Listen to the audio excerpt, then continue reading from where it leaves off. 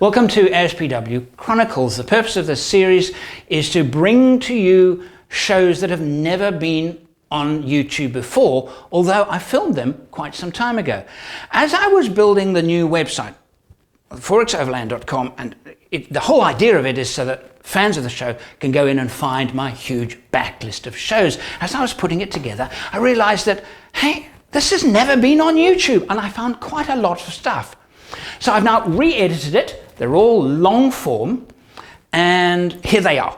This one I filmed in 2014. I was living in England at the time, and this was my last TV series that I did for South African television, and I was on such a tiny shoestring budget. I was loaned a Chevy Trailblazer. I traveled with a friend who, Greg, who had a 76 Land Cruiser at the time, and we had a great trip. I hope you enjoy the show.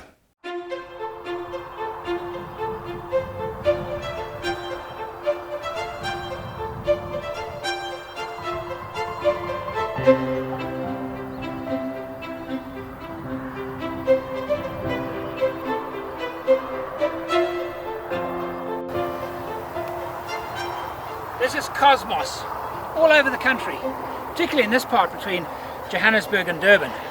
As the winter approaches, Cosmos blooms. It's actually not an endemic flower. Comes from South America, I understand. But the big ones are girls, and the white ones are boys, and the red ones are undecided. I'm Andrew St Pierre White. Join me as I share my passion for building four-wheel drive trucks and then travelling to the remotest parts of the world. A new vehicle to give it a review. I kind of know if I'm going to enjoy my time with the vehicle within the first 20-30 minutes. And in this particular case, I am sure that I'm going to have a good time. This is the new Chevrolet Trailblazer.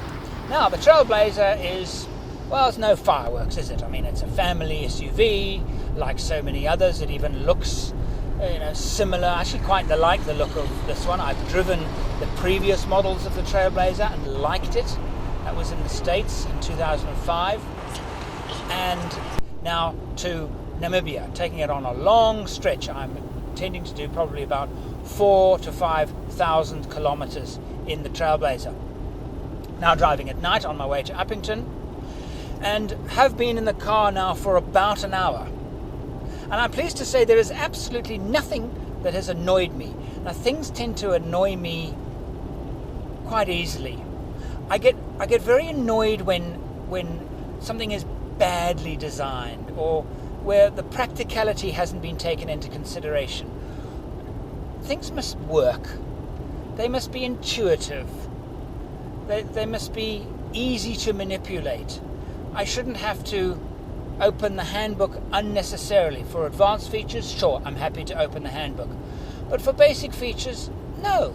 Why should I? It should be intuitive. Well, I'm pleased to say that I found the interior of the car easy to suss out. I sussed out the radio very, very quickly. Cruise control took me all of, 30 seconds to figure it out. It works well. The seating's good, seating position is nice. The only thing that has actually bugged me a bit is and it caught me a little bit by surprise, is the visibility. That's a very big wing mirror, and I didn't nearly have an accident or anything like that, but it's quite big and does block my vision a little bit, that side. Not serious.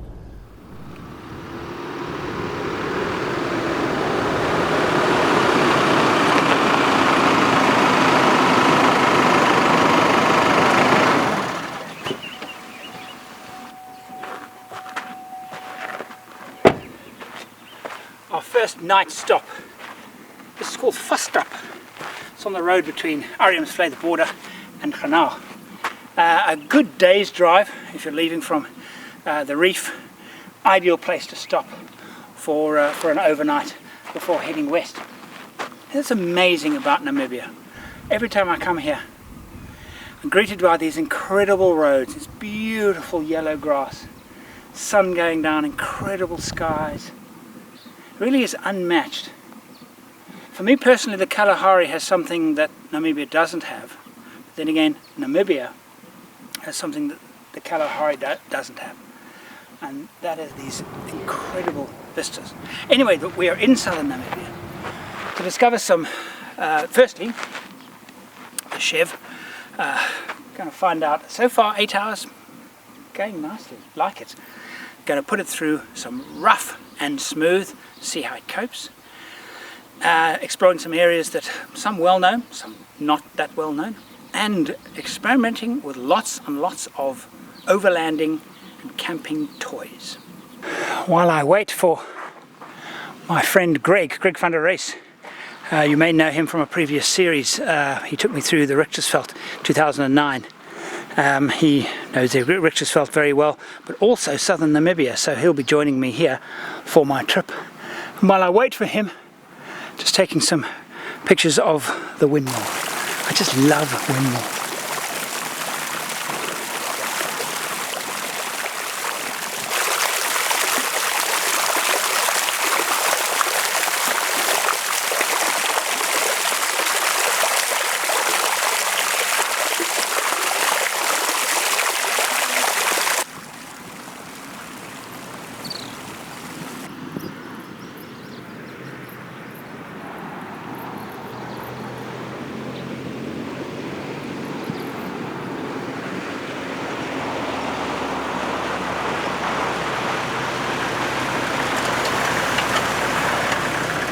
Oh, really?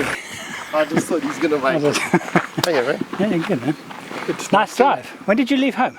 6 o'clock this morning. Oh, okay, you made reasonable. But there were 12 stop and goes. Oh. And then, doing the right thing, I declared all my cameras at the border.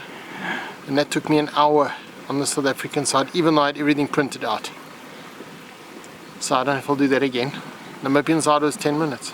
For me, South African side was easy. Namibian side, picked my car clean. Well, not that bad, but... Orange Fly though. Orange Fly. Yeah, they like it. Yeah.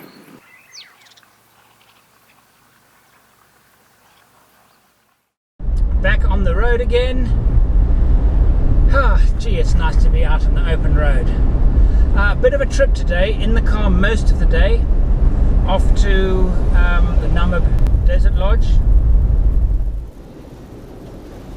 Lots and lots of standing water. Unbelievable. Absolutely everywhere. The greenery, the grass that is normally golden brown is, I wouldn't say lush green, but green. Lisbon Roadhouse. Yes. In the middle of absolutely nowhere. And it's perfect because it's 12:15 and my stomach's telling me it's 3:30. House between Betani. And, no, actually between Helmeringhausen. Yes. And Maltahur. Maltahur.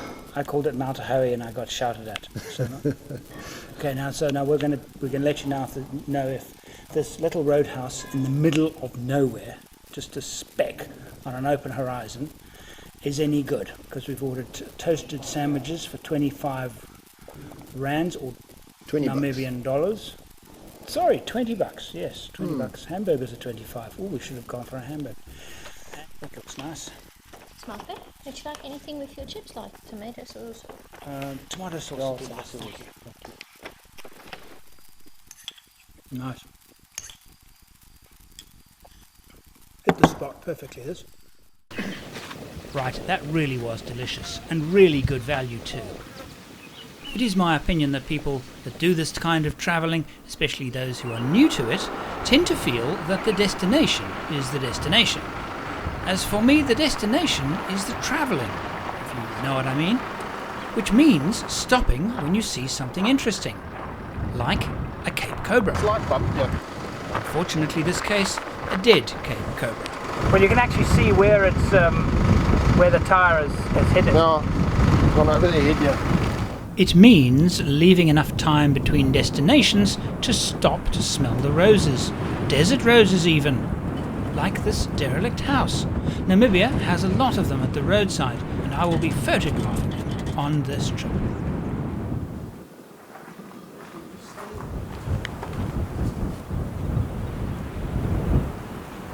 And being in Namibia means long, straight roads and landscapes that change all the time. This is Cannon Lodge. Not to be confused with Canyon Lodge. There is also another lodge called Fish River Canyon Lodge. This is Cannon Lodge, not on the edge of Fish River Canyon, but very, very close.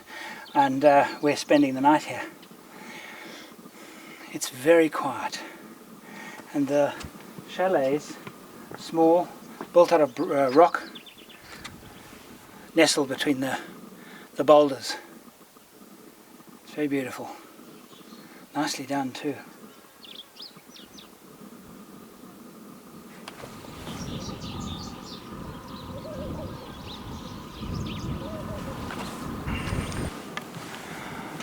One day technology will create something like Smelly-Vision, or the Smelly Net, where you scratch your computer screen and you get a smell. Because the smell of the rain in the desert, there are no words to describe it.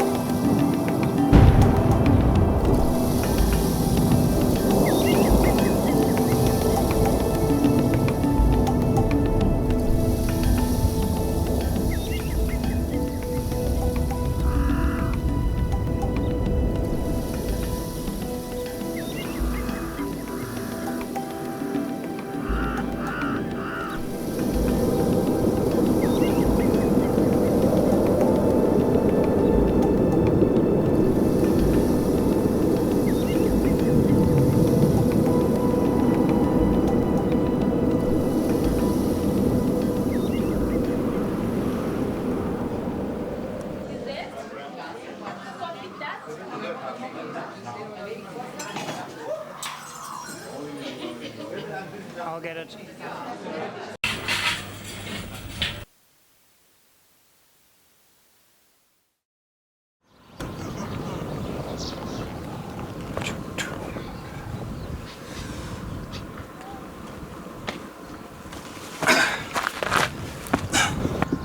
You filmed that? Yes. Like an old man. Because of 7 months sitting at a desk in England. Day 2, early morning sunrise at Cannon Lodge. Turns out that Cannon Lodge is not just Cannon Lodge, it's also Cannon Village that we arrived at yesterday, by mistake actually, and also of course the Cannon Roadhouse, a kind of mini museum. Fascinating.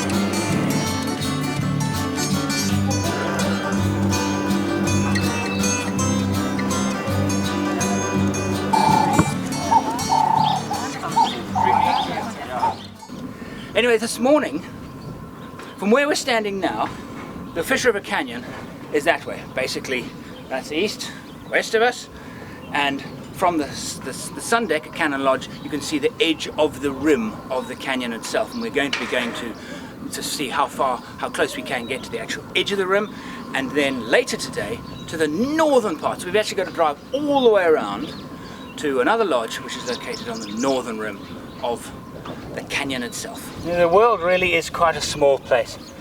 Less than a week ago, I was walking my dogs in a wood in England, and what made me think of it was that splash of green the brown desert.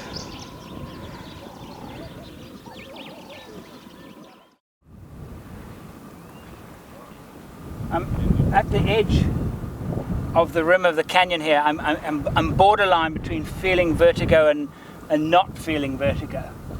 And that's what actually makes Fish River Canyon unique.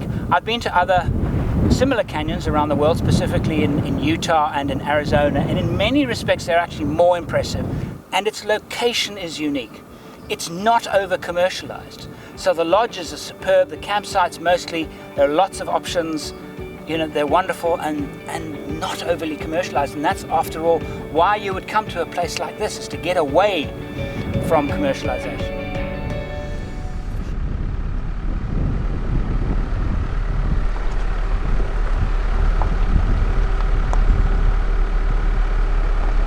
It's beautiful, these little yellow flowers all around Fish River Canyon, actual little devil thorns.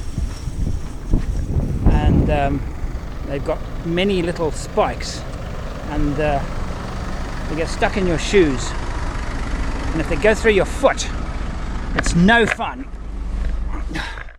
I'm in southern Namibia with friend and fellow explorer Greg van der Reis.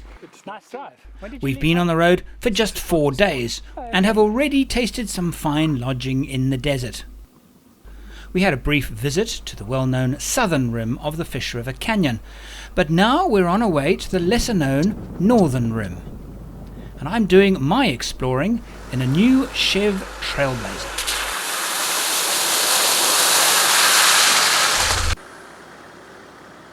Chatting to Andrew on the radio, discussing, is it a flying lodge? Because it's out of the way. The average person is not going to come here. Late afternoon, just like yesterday, late afternoon on the open road, and the storm clouds are gathering. Absolutely amazing colours in the desert.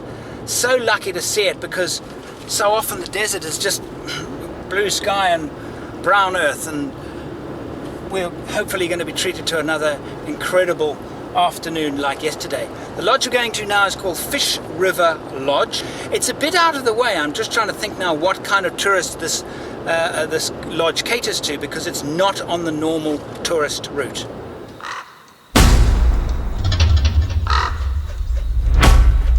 What I was trying to find was a place on the northern rim of the canyon to actually get a different view of the canyon.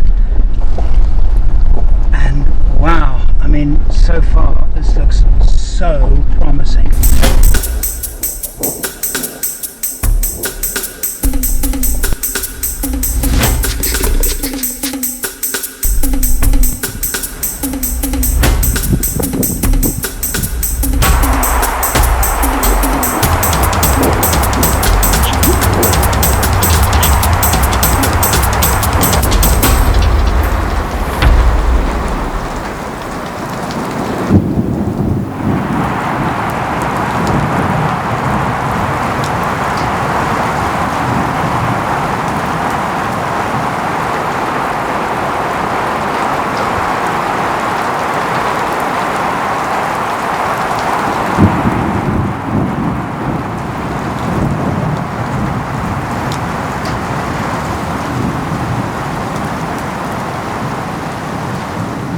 In all my travels, I can't remember last when I've been witness to such an intense storm. And it is now much easier for me to understand the forces of nature at work that carved that canyon. Extraordinary. Wow, what a day.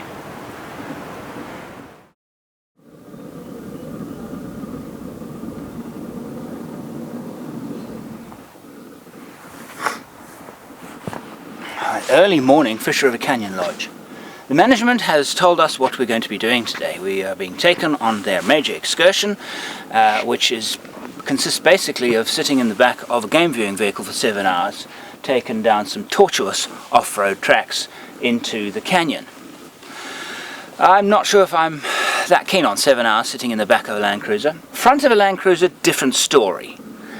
But anyway, what is exciting is getting into the basin, the river itself. It's not legal to just go walking and hiking in the Fish River Canyon. It's just too dangerous. You can, there are organized hiking trails, many of them, but you can't just go walking or driving. So this is the one and only opportunity that I will have of going down and actually seeing the bottom of the canyon. That excites me. The other part of this, not so much.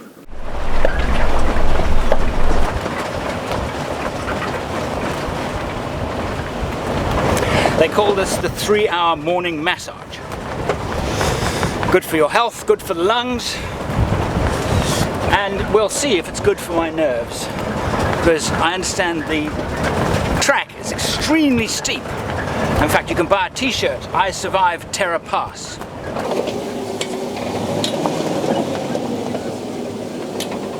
No escape room.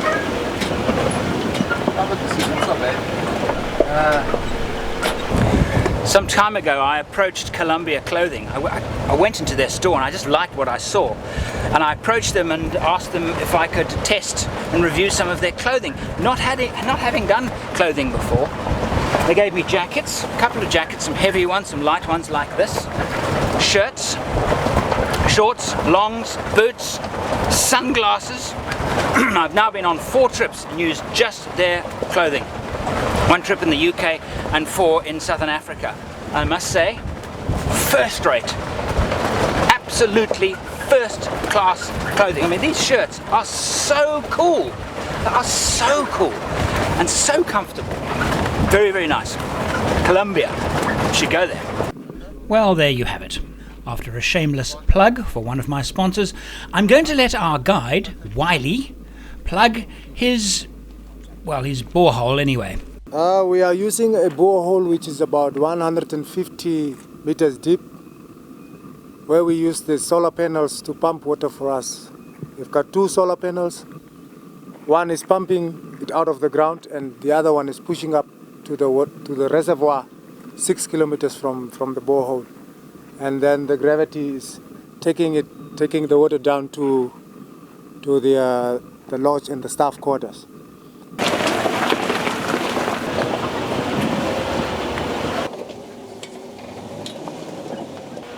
We were warned about this. This is no doubt Terra Pass. The good part is that I don't have a door to open if I have to jump ship.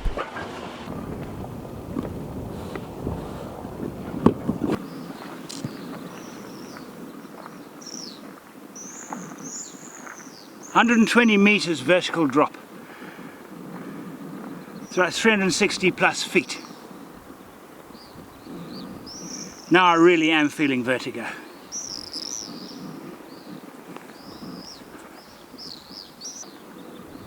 Wow!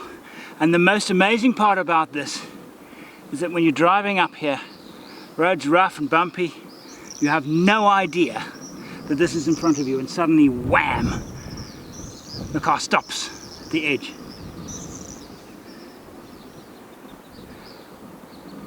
What a place!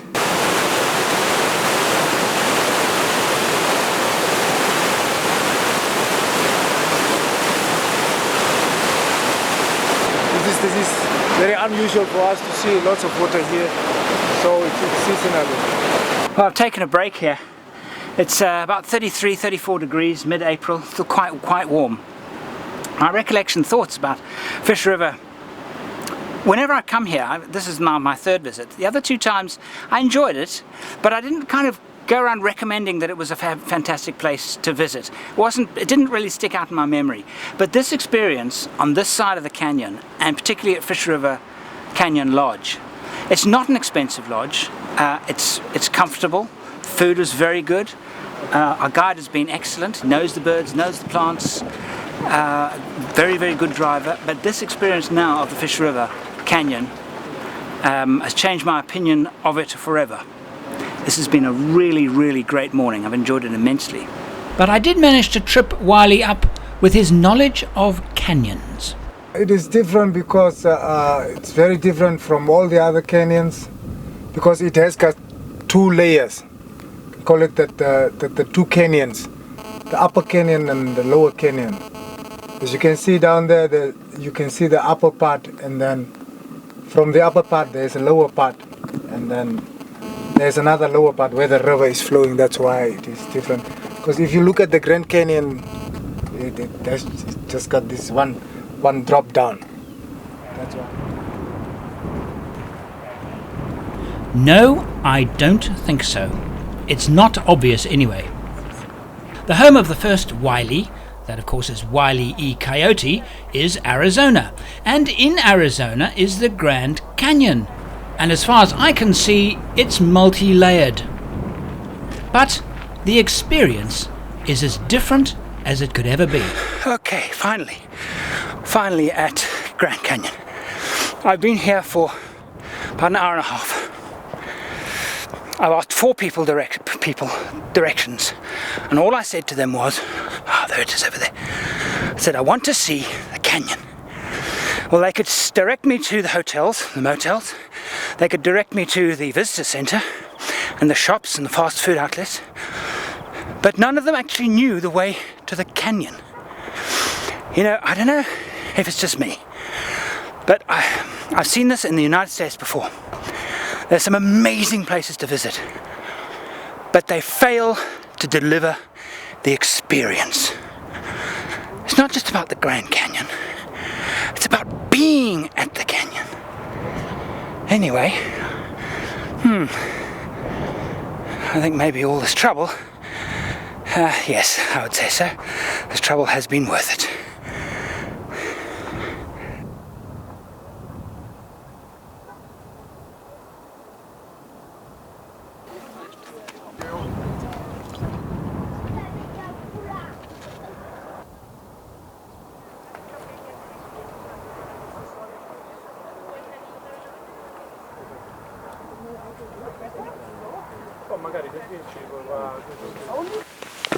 My acute vertigo notwithstanding, it's time to take a peek over the edge. Surprisingly, it is possible to find such places like this here.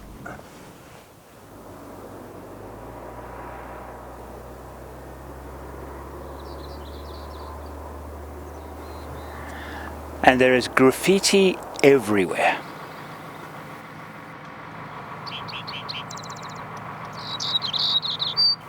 I figured it out. When I teach filmmaking and storytelling skills, one of the principles I expound again and again is the fact that audio is actually more important than video, and that beautiful images alone will not tell a great story. You have to have great audio, because the audio creates the emotion. The emotion is delivered by the audio, not by the video. Same here. When you come and see this amazing place, the experience is incomplete, because what do you hear? You hear buses, you hear cars, you hear lots of people, you hear the same sounds as you hear in a town. There's no difference. So part of you, part of me anyway, the emotion feels the same as if I was in a town. There's no difference. Does this incredible place make up for it? Not altogether. And that is why I think that experiences like this are so highly commercialized, and I understand why they do it. Millions of people come here every year, and of course they would, but that diminishes the experience. And to me, it's the downfall of places like this, and places like this do not appear on the top of my bucket list for that very reason. But I do really suggest that to experience the Grand Canyon at its best, you need to be up before the sun rises. Fewer people, it is quieter, and there is a real sense of wonder here, with the sheer size of this extraordinary geographic feature. And comparing it to the Fish River Canyon, the Fish River Canyon, in terms of its experience, is probably more, because it's less commercialized and there are few people, but in terms of the vista and the size, it's a pebble. it is a pebble compared to the Grand Canyon. Back in Namibia and back on the road. And it turned out Fish River Lodge does cater for the fly-in visitor. Now we head north, and our lodging for the night is at the Namib Desert Lodge. Just arrived at the Namib Desert Lodge. One thing interesting though, this water. The lady that served us lunch at the Lisbon Roadhouse, which was, I suppose 2 hours south of here, she has a little business. She lives on her own on that little farm, and they have fantastic spring water, and she bottles it and sells it to all the hotels in the area. So, cheers to you. And the lunch was good, so I really recommend the Lisbon Roadhouse.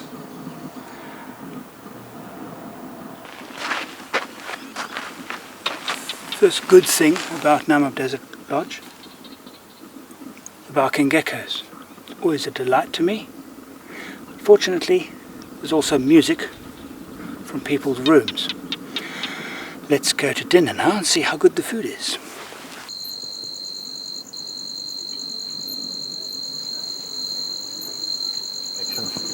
All of the meals we've had at the various lodges have been game, kudu, springbok, and I think that's all if I remember correctly. So let's see how good this is. This is a goulash, and it's a buffet.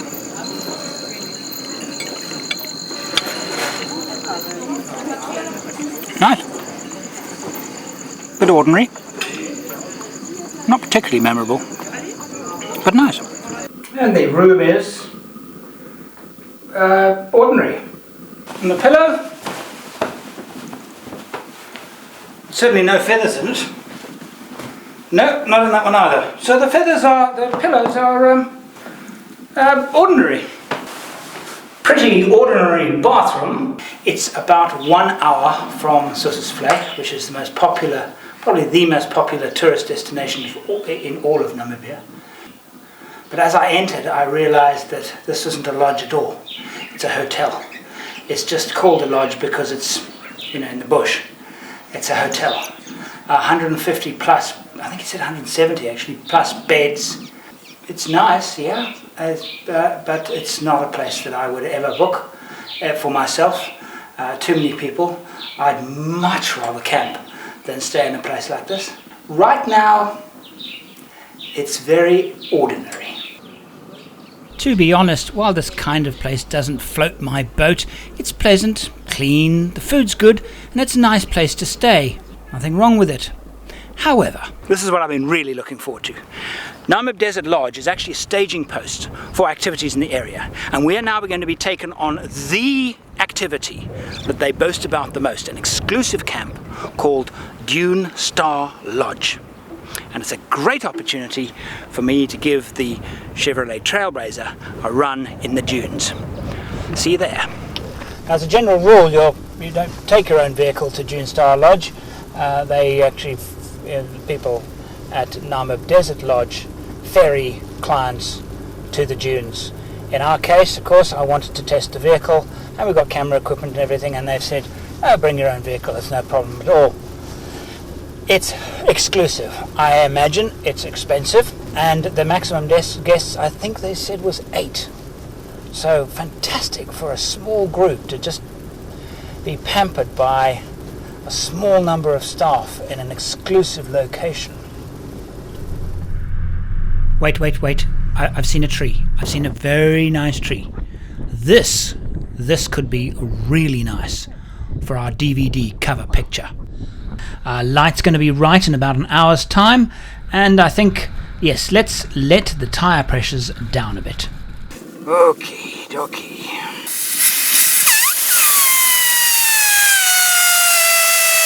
Oh dear, that's better. Now, you might be wondering, what am I doing driving off-road here? Well, I got permission. This desert is a very sensitive area, so there's very, very few places at all we go off-road. At this dune that we've got here, this is a specialized dune that we keep specially for filming as well as for weddings. And we've got a track running up the backside and another track coming down the other side. So I've given you special permission to to drive with the car up for a nice photo shoot on the top. And I thought that this would be a good place to see how the Trailblazer would do on the dunes. But I was wrong. It's too easy, it's not testing the car even slightly.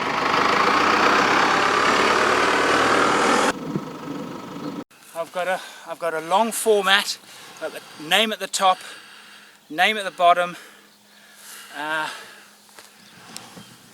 It's actually very nice. It's actually very nice.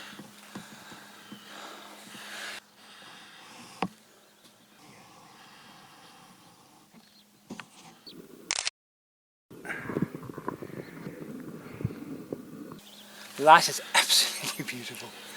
Absolutely beautiful. Let me try a graduated filter on the...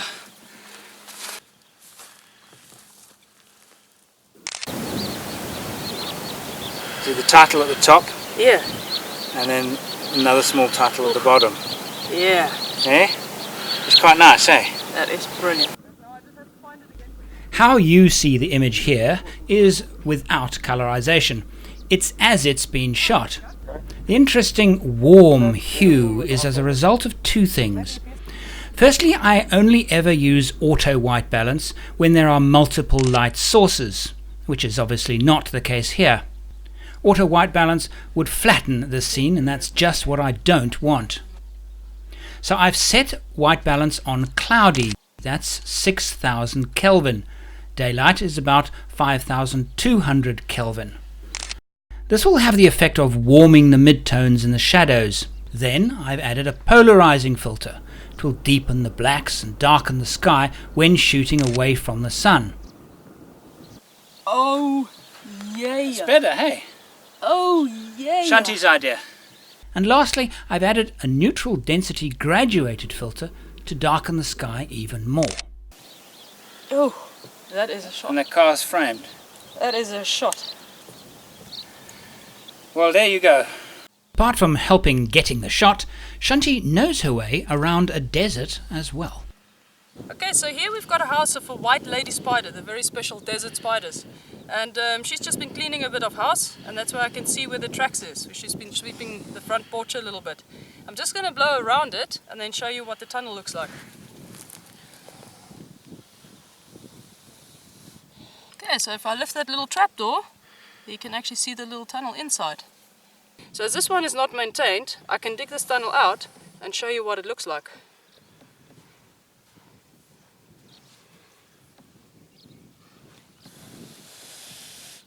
There you can see the actual pearls of the silk, 10 or 12 sand grains bound together.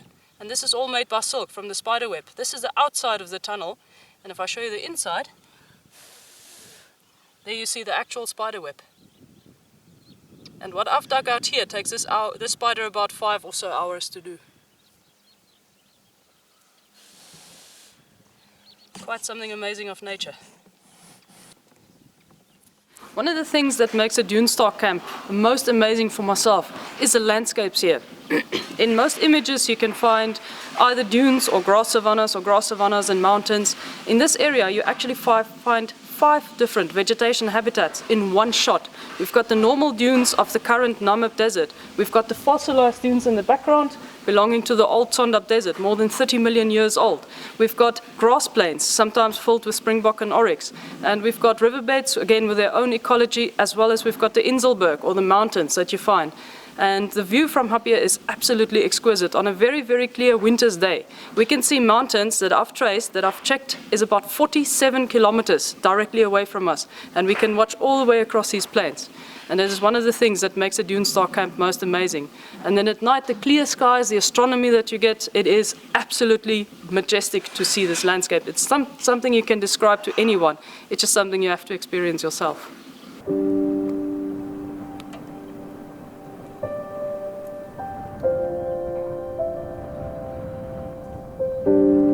As the sun sets, colours turn from vivid and bright to muted watercolour tones. Peace settles over the desert.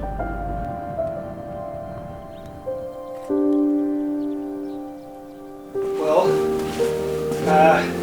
little plain, but they did think of something very clever. I'm wondering where I should sleep tonight. Oh yeah, I'm going to sleep in the bed. I am going to sleep in the bed. I mean, I'm not going to sleep on the floor. I mean, as much as I would like to sleep outside, it's a bit ridiculous, really. Unless I can pull the bed outside.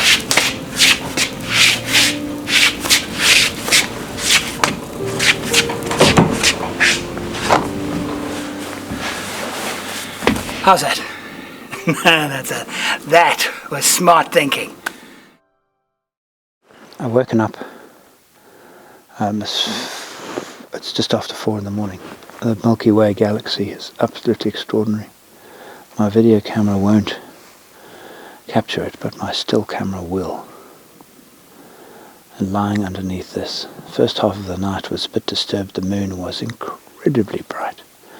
You probably could have read with it. But now the night is very, very black. A few moths around being attracted by the light, and a few mosquitoes. A gentle breeze is actually keeping the mosquitoes away. It's such a rare treat to sleep under the stars. It doesn't happen that often, but it is so special. Not looking forward to tomorrow. Not because tomorrow isn't going to be a great day. It's going to be a great day. It's just this. What's happening right now. Pretty special. Well, it's daybreak, first light. What a night. Brilliant, brilliant, brilliant night. The stars, just fantastic. Such a memorable night. Up at first light. The sun is rising in the east. I think it is. Well, one thing was good though. We had an alarm call this morning from the hotel. Zebra calls. Yeah. But it wasn't a zebra at all. It was this.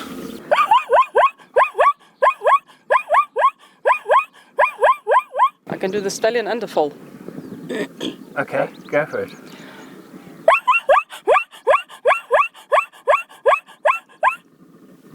What was that? The stallion. And the foal? Yesterday, when driving to the camp, Shanti showed me how she can also confuse the local bird life. That's not the birds calling, that's Shanti calling.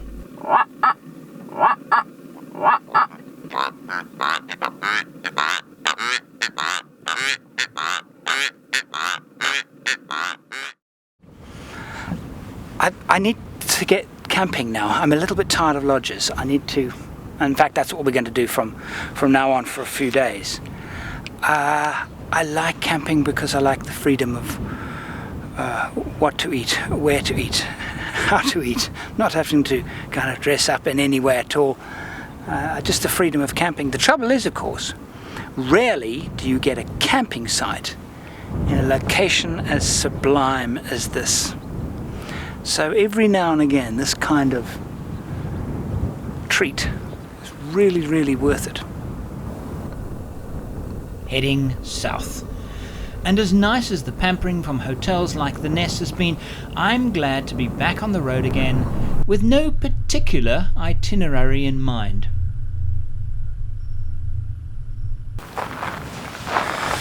I stated quite emphatically yesterday that it was very, very difficult for overlanders and people who love camping to find locations that are sublime.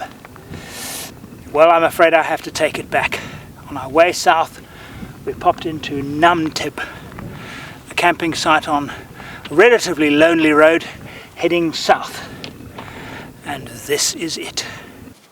It's a chance for me to try out my new instant tent. It's a Kestrel from Camtech, and I've got a new chair as well.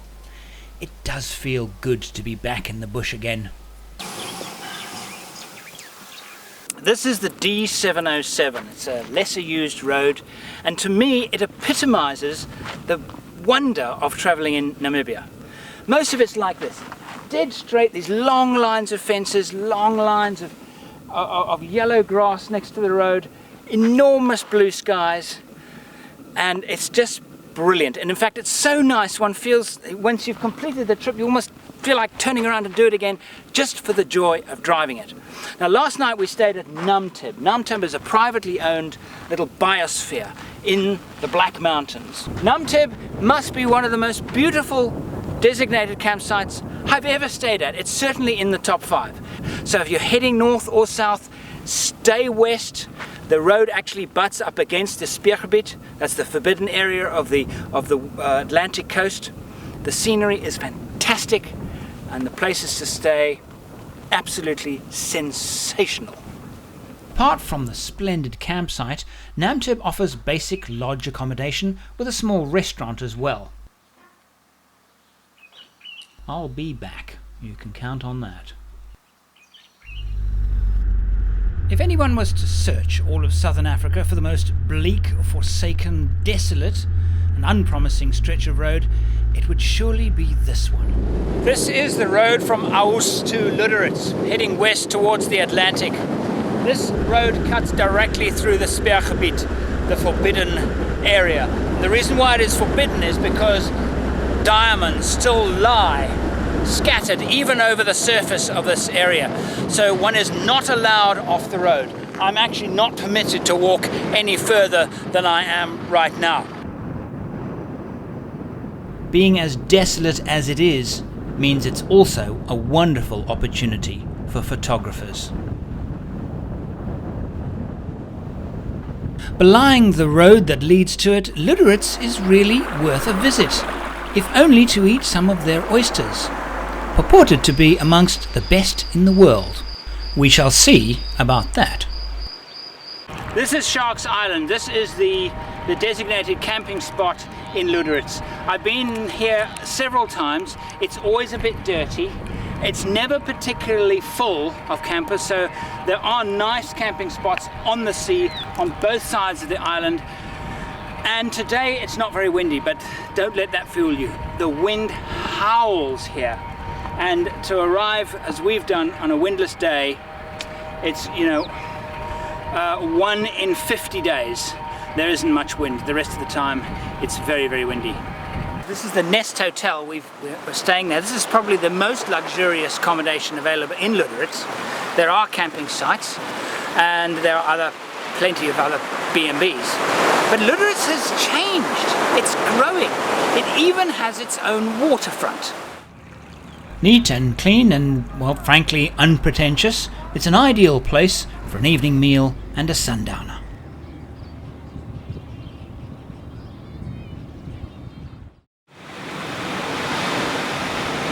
Time to take in one of Lüderitz's tourist attractions. That's the drive around the peninsula. Bartholomew Dias in the 16th century. Oh, look at that great big grasshopper. Wanted to make sure that this land was, well, Portuguese, claimed for Portugal. So he erected crosses, several of them, up the coast. Oh, I better concentrate here. These wooden slats here are a bit dodgy. Definitely not health and safety compliant. You know, we in England complain about health and safety. We know that it's sometimes absurd, but sometimes actually it works. Because, this bridge is very dodgy. In the 13th century, Bartholomew Dias, I think he wanted to make sure that his country, Portugal, would be remembered as a great nation of explorers. Because this is not the only cross on this coastline. There are several. I'm actually not sure how many. There is one about 300-400 kilometers north of here, next to a place called Cape Cross. Named Cape Cross because of another Dias cross erected close to the shoreline. And this is the other Dias cross, located a couple of days sailing north of here. So before I leave Lüderitz, I've got to try some of their oysters. But who better to help me enjoy them but a local oyster farmer? Now understand, and I will not tell you who told me this, but the Luderitz oyster is the second best in the world. No, I don't believe that. I think the Luderitz oyster is the best in the world. That's obviously our belief. Luderitz oysters are special because we have very, very clean waters in Luderitz. Very few impacts that affect quality in a negative way. Right. We have very cold waters and a lot of plankton, but obviously there's other parts in the world that have faster growing oysters. We like the way our oysters grow. They grow slowly in cold water. So that's our quality. And where in the world do they end up? What cities do they end up in? Nowadays, Luderitz oysters go anywhere in the world. I think there's a big market at the moment in China. So a lot of oysters are even sold to China. Should we try what we have here? And Yes, let's give it a go. now, I'm not a connoisseur of oysters, but I do so enjoy them. Why not? And what's the verdict? That is exceptionally good. Yeah.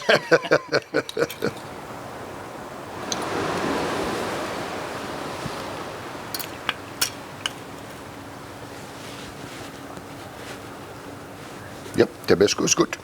The pepper on a raw oyster just give that special flavor. Yes, just a little bit. Sorry, no time to talk now. Talk amongst yourselves. It's a calm life. You live the life of a farmer in town, and you care for animals, but you also care for